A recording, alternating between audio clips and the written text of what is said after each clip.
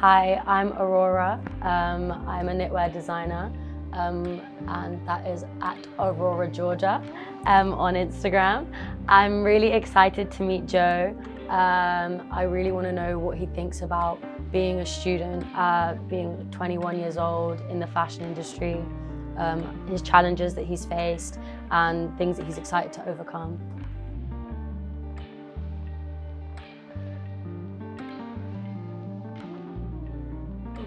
Hi, I'm Joe Brim. I'm a final year fashion student at Westminster, and I'm really excited today to be talking to Aurora about her experiences at her university, studying, and also just learning about the differences and the things that we have in common. And I think that'll be really interesting.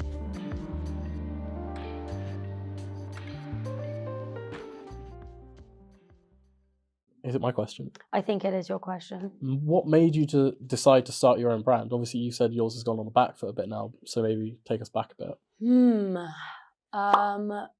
So wait, what's the question again? What made you decide to start your own brand? What made me?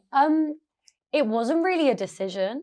I felt like I was making so many things where I didn't really have a choice but to. Mm-hmm. It was more so like I would go out wearing them and people would be like, "What is this? Do you have a brand?" I'd be like, "No." I'd be like, "This is just something I made in my bedroom." Yeah. And they'd be like, "Well, when you do," like I remember this one lady on the train, she was like, "I love your trousers," and I was like, "Thanks, babe." Aww. And then she was like, "I want to buy them," and I was like, "Oh, like I literally remember buying the domain like web thing on Google for like £10 a year.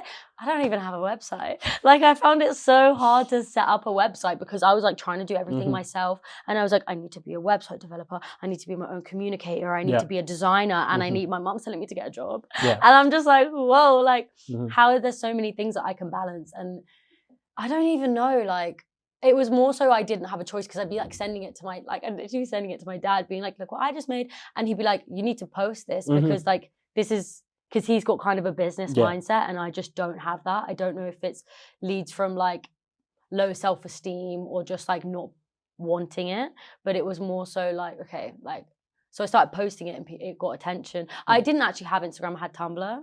And it got posted on Instagram. Someone screenshotted my Tumblr and was like, what's her at? But no one knew because I didn't exist. And I was just like, shit, man, the people want me. I was like, the people want me. So then I just made an account and then I made a TikTok. And then it like was quite popular, but I don't know if that was like the slot machines. You know how TikTok works like a slot machine? I don't know if you would know this, but it basically I refuse to use it. If you, it was just good. But like when I first started using it, it like puts your thing. I don't know what it's like now. That was like 2 years ago, but it sends your stuff to the like For You page. Yeah, so it's you like get kind of algorithm. addicted to because you think people are obsessed with you. So then you just keep posting to like reach the views again. But I kind of did it and then I just never did it again because I just like went to uni or whatever. But yeah, it was more so like I didn't have a choice but to make a brand, to be honest, because people were always asking me if I go out wearing my pieces. At least 2 people ask me where it's from. Did I make it?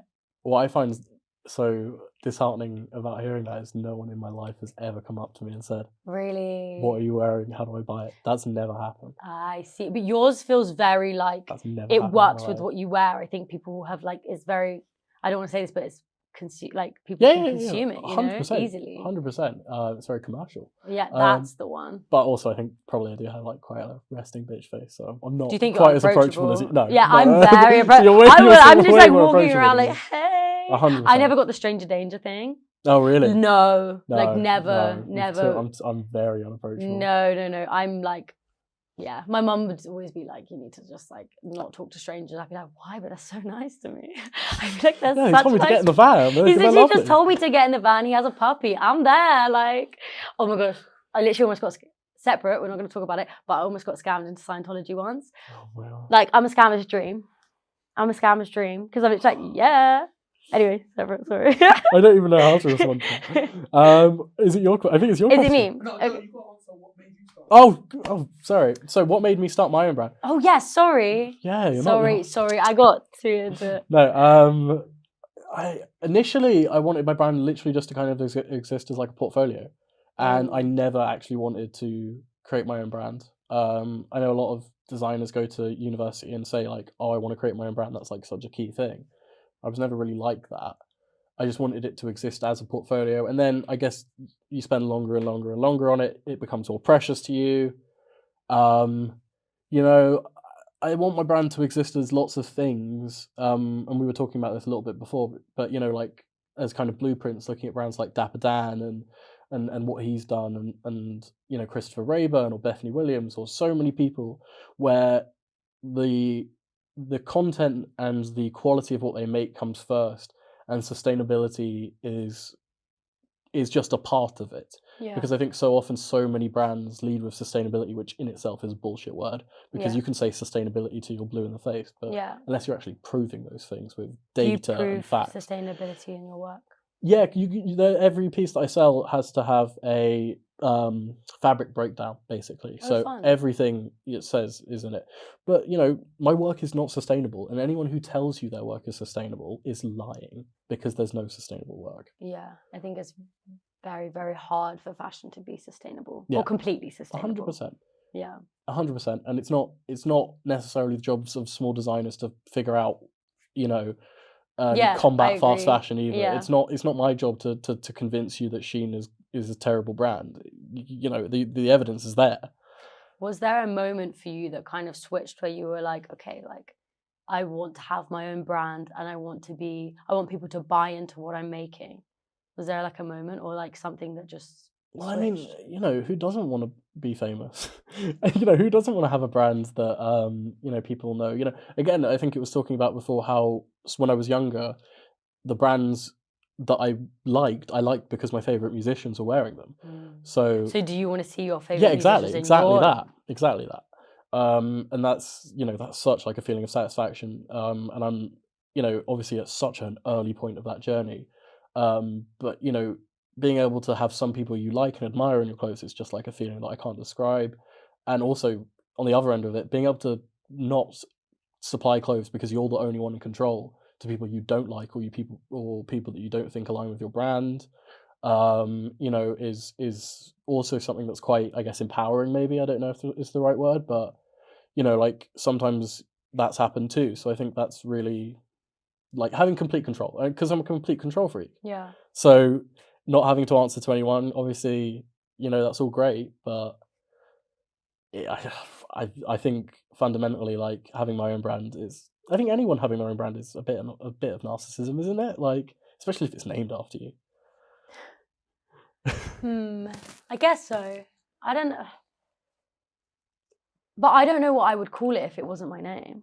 Do you know what I mean? 100%. Like, Because it's so personal to and you. that's where it comes of the thing where it's like, how do you separate your work from yourself? If Mhm. like, say if something doesn't go or someone doesn't like it, how do you not take that personally? I always take it personally. I take it so personally. And Which, like, yeah, like fuck. coming back to like music, for example, do you separate artist and art? Exactly. I can't. No. I don't. Not when art is that No, you integral to who can't, someone no. is. Yeah. I never can. But it's just another form of expression, really. So like, yeah, it goes back to like, who do you buy into? Yeah, exactly. Like, yeah. So how do you balance your studies and running your brand? I don't.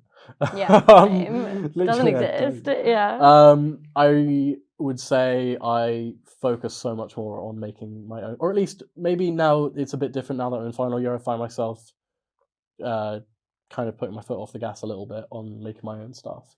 But when I was in second year, it was like 80% making my own stuff and 20% because uni will have you Oh, believe, really? yeah, 100%. Uni will have you believe that, or at least my uni will have you believe that the most important stuff is the things that relate to them. So like the end of year fashion show. Yeah. But those go through rigorous selection processes that are independent of the tutors and who they like anyway. So if you don't get chosen for that, then you've spent money, time, and resources into a collection that no one is actually going to see. Whereas if I make a hoodie during my time there and it's put on, I don't know, XYZ, then there's a tangible reward for that in, you know, viewership or whatever you Do want to you call it. mix what you make and what you sell, like for uni? Yeah, sometimes I've sold uni pieces. Like if you look at my lookbook, there are pieces that I made for uni. Okay. But 100%, like there's much more of a focus on like what I want to make for other people because I'm so like immediate. I'm such a impatient person. It's like Yeah. I'll pick a person, I'll make the hoodie for them, and then Yeah, it's I'm the same. all gonna go towards that. Yeah. I feel like I'm quite like a person orient, like, this is where I struggle with my brand, because I'm like, oh, if I don't know the person, or if I'm not meeting them, or if I'm not making it for them directly, I don't know how I feel about that. It just feels like a bit impersonal. It just feels like something's like missing, like and if you're something's out the loop. making niche stuff or stuff that's kind of one-of-one and stuff, those personal relationships are crucial. Because you're kind of establishing, you're again inviting that person to buy into you by that face-to-face connection, not just the product. Yeah. So that's crucial. I would say I haven't balanced it. I don't know how, especially when my uni is so demanding and they expect so much of you. There's not enough hours in the day to, you know, you're there at like 8 in the morning and you leave at 10 at night, and you're doing it the same thing 5 days, 6 days, 7 days a week. I mean, and you're doing it with 2 days not off, which I have the luxury of. You know, I didn't always. My first 2 years I worked a weekend job, but now in final year I literally just spend Saturdays in bed. And you're out working. This is what I mean. This is why I think I'm hoping to take 2 years out so I can save and then eventually like have enough money, because I don't want to hold back with my final collection. Like I don't want to feel like, oh, I don't have enough money to do so. I know you can get funding, and I know you can get like other forms of people to like help you, like support you. You can get companies and brands to do so, but I don't know. I don't know how to balance it, basically, unless I'm working through the night. But I did have someone DM me. I don't check my Instagram enough. Like I don't check, because it's on the back foot. I don't check my messages because I'm like, oh, people aren't buying my stuff, so I'm not gonna like. But someone messaged me being like, I really want to get into the fashion industry, this was so crazy. Someone messaged me being like, oh, I want to get into the fashion industry. If you ever want like an intern or help. I've had those DMs. I was like, what? I was like, babe, I haven't posted in like months, and this is so cool. I was like, that is crazy. I literally do the same thing to other people. I'd be like messaging people on Instagram, like, hey, like they have like 3 million followers. But then it's the cycle, isn't it? You know, are you willing to bring on that intern even if they reach out to you? What, they can come work in my kitchen? Absolutely not. Exactly, but without paying them, because we know what that's like. Exactly. But she's offering. I know. Like how, exactly. Like they're offering to work for free, but I don't have a studio space yet. I was like in my flat with my 2 friends. I'm just like, if you want to come hang out with the girls, babe, come hang out with the girls. No, I mean, I've had offers of people. Personally, I would never. Have you taken any on? No. I've always said that if I was to have an intern, I would never call them an intern. I don't like the word. Dirty word. No, I just think like, I like the term assistant. I feel like intern's a bit demeaning because interns do so much. Yeah, it's true. Literally, like interns do so much. Yeah, like, I feel like if you told people you're an intern, they're like, oh.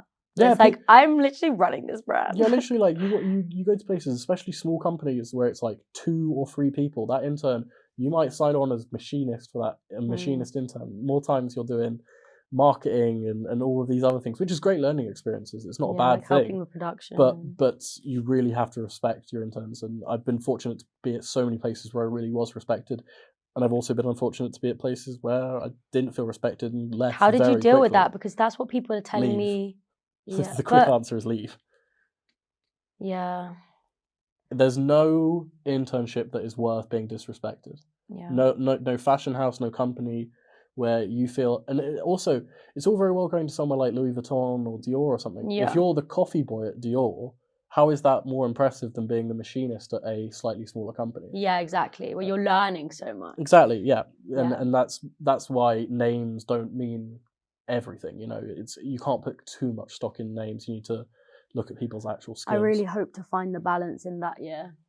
I don't know. I think you will. I think. Hopefully. I mean, I was very fortunate, but again. Were you selling your own stuff when you were interning?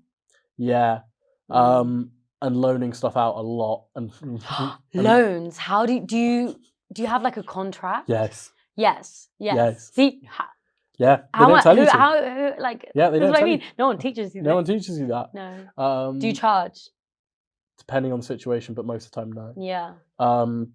Yeah, so you've got to sign a contract. But the only reason I learned about that was because I watched people I was interning for get screwed over. And then I went to another company where they had a contract. My contract is an exact replica, or at least it was when it first started, it's changed now, of a place that I was working at and their contract. Wow.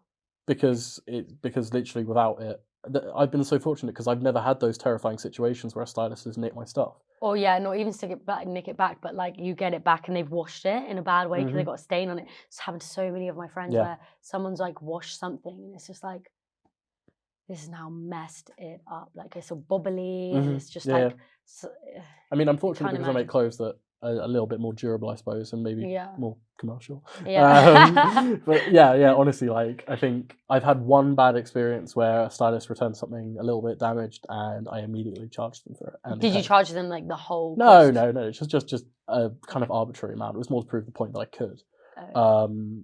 But and they were super fine with it and super great. And I'm very lucky to have not had that many bad stylist experiences, or to have been sort of assertive enough to challenge those experiences when they've arrived and have a contract backing me up. Does going to fashion school help with running your brands? No. I think that hasn't helped me. Yeah. I don't know if it helps you, but I don't think maybe it doesn't help me right now, but in the future, I know obviously that's the whole freaking point. Yeah. I think that, because this is what I mean, before my like skill set definitely wasn't as good as it is now, because I'm not in a uni where I'm seeing people are looking at the quality up close. My tutors are looking at it. I'm constantly being judged, not even in a bad way or a good way. Just people are giving their opinions left, right, and center. So it's more so like, okay, it's quite harsh. Like, and someone said a really interesting point about tutors, like that you're not paying them to be nice to you, which is kind of, I don't know how I feel, but it's kind of true.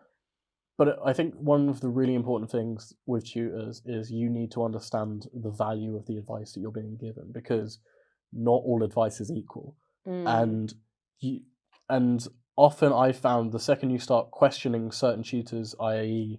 their own background and their own qualifications and what qualifies them to be giving you this advice, some of them will get quite defensive. And that's an immediate red flag to me, because if you can't show me your own business experience or what you've done or all of these things, why should I be listening to you? Because there's sort of an old adage about like, if you can't do something, you teach it. I don't know if I agree with that. I don't agree with it in its entirety, absolutely, because I think that broadly speaking there's about 3 different types of tutors. There's people who are young designers and they've maybe graduated recently from that uni, so they're supplementing their income by teaching, and that's great, and that's kind of a really good thing because they've been through it so recently. And I've had tutors like that who've been amazing. Yeah. And then there's tutors who have kind of come to a natural end of a career and they're a little bit older maybe, and they genuinely want to pass it on. And I've had tutors like that who have also been completely amazing. And then there are tutors who are kind of like who haven't necessarily been all that successful and now need to teach because they're not really getting the job opportunities they want, perhaps, or this is a safe Do you income. not think there's people who just want to be a teacher? But I would question anyone who just wants to be a teacher. If you want to learn something purely to teach it to other people instead of acting on that, I would question that. Like, I remember when I went, not even talking about fashion, I remember when I went to school and people would say they want to be a teacher. I wanted to be a teacher for a long time. Oh, really?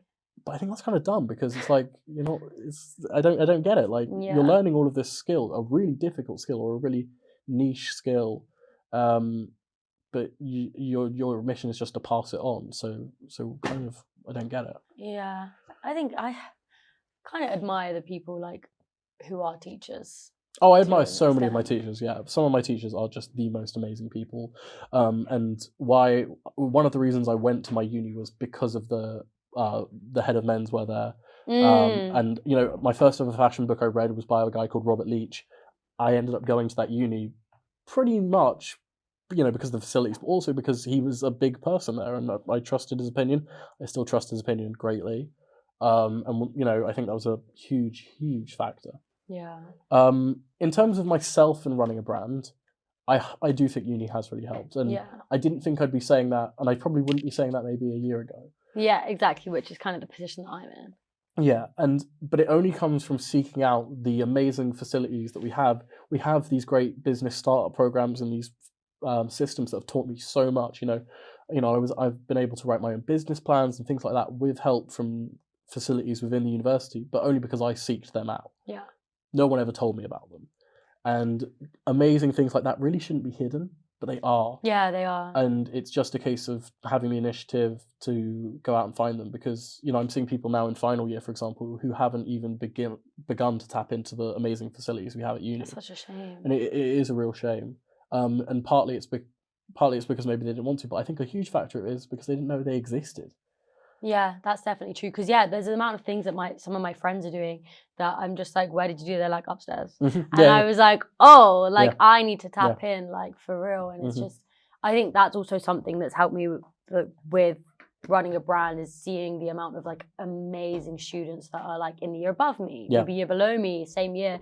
Like the quality of the things that people are making are just like so inspirational. I'm just like, wow, like we're in the same position. Like I want to be like you. Like you're the years sick. below me terrify me because That's so talented, and it's just so amazing to see what people like, how much time and care, just how much kind of that just dedication they are to make something so beautiful and so well made.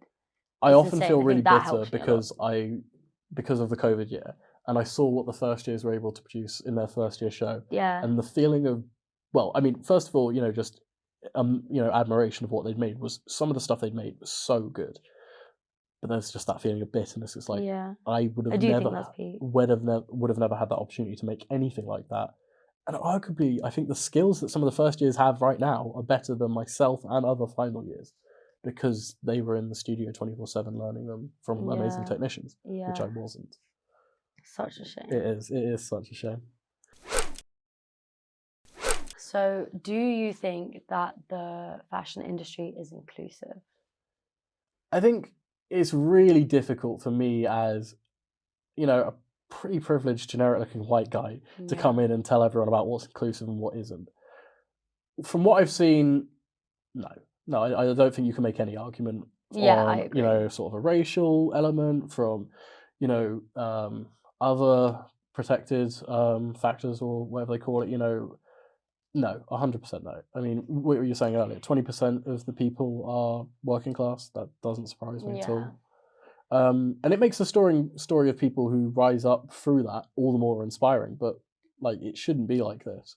Yeah. For so many reasons, obviously just an ethical one, but the stories you can tell, fashion's such a personal storytelling device. So if you can't tell those stories, like... Do you know what's coming to my mind right now? Do you remember, I don't know what show it was, but I think it was like, the Jack Moose show where he showed everything in a field. And it was like really beautiful, but it wasn't like the flowered field. It was like like a wheat field. Yeah. Yeah. And all the models were really beautiful, like so diverse, and every model after another looked different. Like there was no just generic like whatever on the runway. And then you see the team of people who work for Jack Moose, and it's just all white people. And it's just like, okay, like if you're gonna present this show, such beautiful, so diverse, why is your team not the same? Like, why is it not reflecting 100%. The same thing? Which I think, and it's not even like a blame game of like, why are they not doing this? It's like, it's so deep rooted in kind of like the system of, okay, why are these people not in the same room? Why are they not there? It's like, oh, okay, financial reasons. Yeah, and it comes back to all the conversation we've been having before. I was able to do this internship because I was still living at home. And, all of this, and without any of those building blocks coming in, there's no chance I would have even pursued fashion, found, work afterwards, or continued education, all of that. Yeah, I do think it's a money game. 100% it's a money game. Yeah, which is such a shame. I'm not sure what it's like at your uni now, but I've noticed a big change in the year below, where they've like it looks a lot more diverse. Then there's not that many like different, like there's a lot of people who are international, but from the UK it's not. And I don't think that's even necessarily a problem with the uni. I think that's just a system problem. Yeah. Like I think it's just the way this shit needs to change. Some of the hardest working students in our uni are international students, and definitely some of the most talented. But I'd be lying if I said that the ratio of international students to, I don't even know, British students, if is that the metric I want to use, but I'd be lying if I said I thought it was appropriate. And that comes down to money, because the uni's not bringing in these people because they believe they're more talented. They're bringing them in because they're paying more. Yeah, uni is a business at the end of the day. But that's interesting, because I often feel like universities, particularly fashion unis, they're a business when they want to be a business, and then they're an institution when they want to be. And they'll change what they are to what suits them best in that moment in time and that circumstance. So we're not giving you, what customer service would you buy into for a year and get no quality education from and not get your money back from? It's but then it's an institution, and then it's all these other problems and all of these other things, and we've got these bills to pay, and it's, but they've all got banks to massively support this, and it's complete rubbish.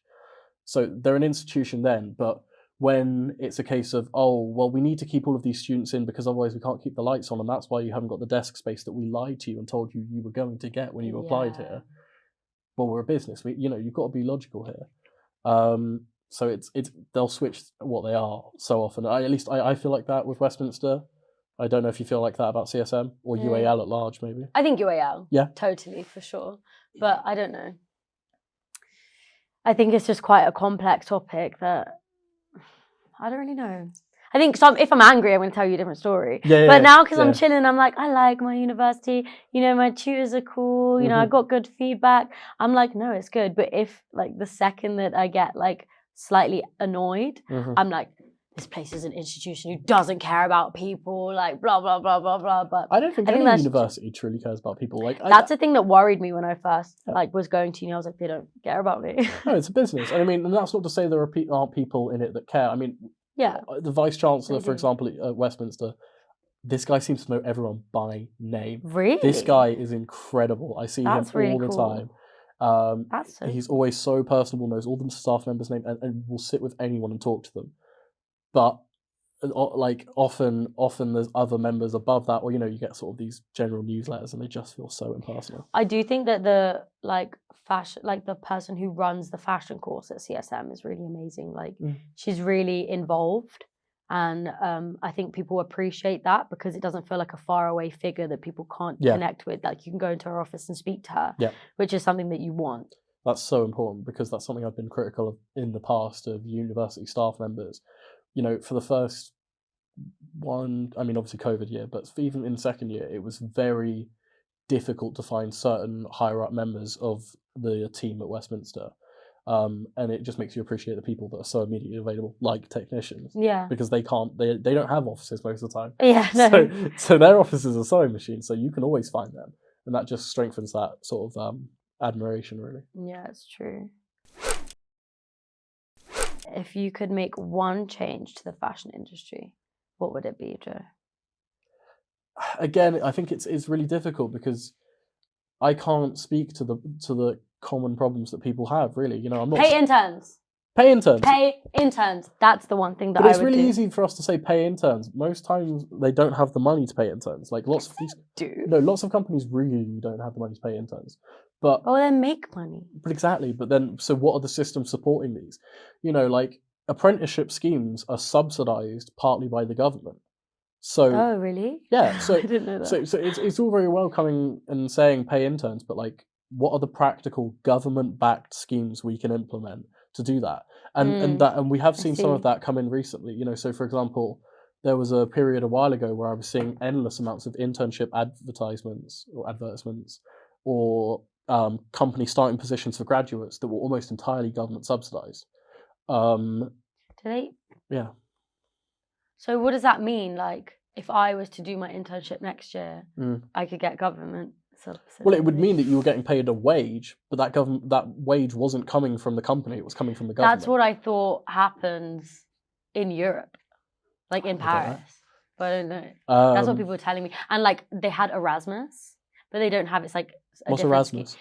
Erasmus is like a kind of government funding where you get to move to this place, and I think it's changed now, but you might get, someone said you get more, so like they can fund you to leave basically. Yeah, 100%. I mean, obviously, like if you want to be really idealistic about it, the one thing I'd say is like obviously reverse all the effects of Brexit. That seems like the most obvious thing that comes to mind. Yeah, that's not going to happen.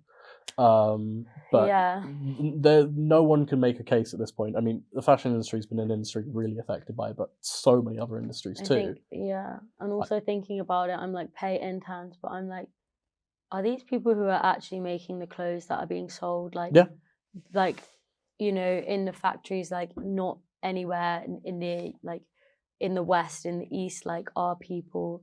We know what's going on in these factories. Like we know what's going on. Like how can the fashion industry, and it kind of goes back to the whole thing of like us as young designers, everything that's happened in the industry of being like the second biggest environmental factor of like being the worst pollutant of the world, we are the ones who have to deal with that, and we're the ones that have to deal with the change, and how can we make a difference? And it's just like we didn't make this problem, but now we have to clean it up.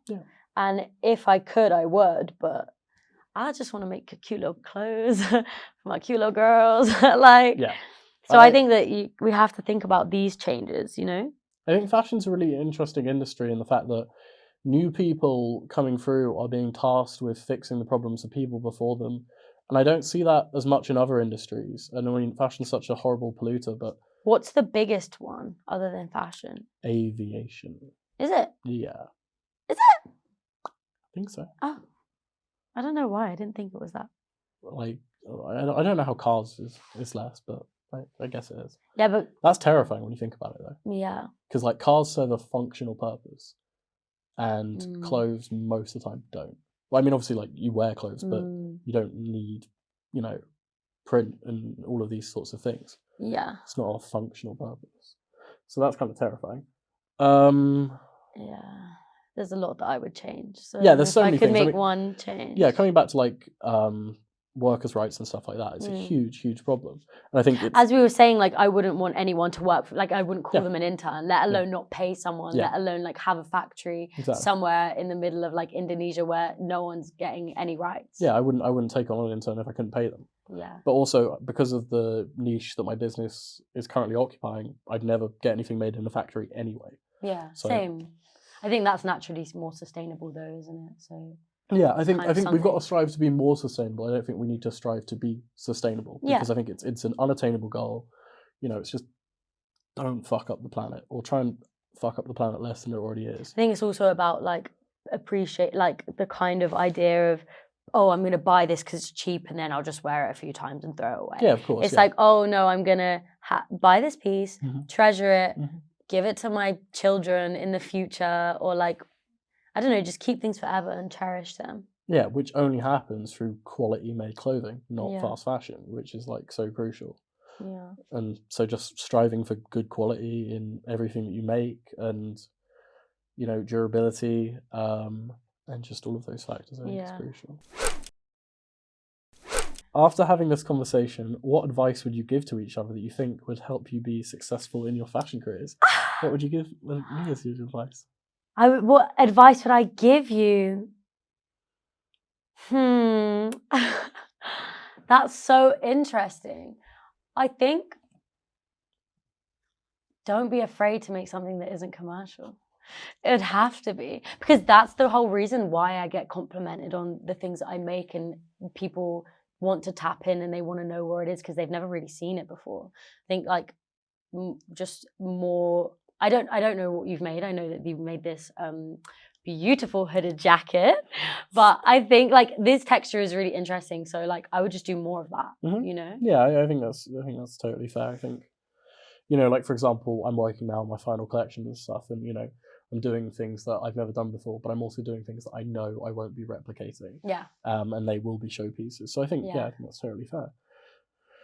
Advice for you, Give me advice, please. I don't know. I don't know how qualified I feel to give advice. I mean, that's so true. It's difficult because, you know, you learn most things by doing things and failing. Someone giving you advice is never the same as learning for yourself.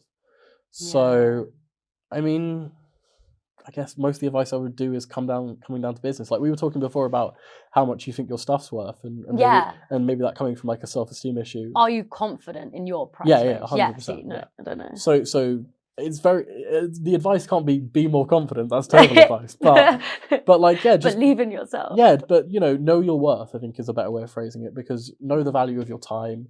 You know, you were showing me things earlier that would be the value. You would say, like, oh, I think it's worth like 60 quid, but I will say like minimum 120. Yeah, that was so interesting, because that was something that I kind of forgot about. And you were like, this is like a piece that this person could wear. And I was like, oh, wow, it's kind of just like... Yeah, because that's how I look at everything. Yeah, 100%. I think that's so important. This is where it's like people connecting is the most valuable thing to me. Like this conversation is like probably I'm gonna come back to it, or it's probably gonna like help me, like aid me in somewhere in the future. I'm like, okay, this person said this, and I like value their opinion because I like got on well with them. That's all I need. I don't care if you're the most successful businessman in the world, but like I like talking to you. It was fun. Well, that's half the battle, to be fair. Yeah. Right. Well, that was very helpful. Thank you so much for your time. Thank you so much for your time. I've loved it. Hi, I'm Aurora, Georgia. I'm Joe Brim. Thank you for watching Ready to Talk.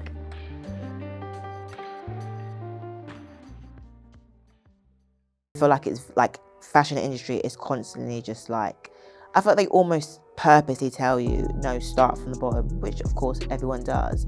But they're literally like, no, stay and keep there and keep, like they never want to actually just let you get up until you've done something crazy, or unless you know someone that is of a certain person. So I think for me, the thing that I would change, be more willing to give people more opportunity.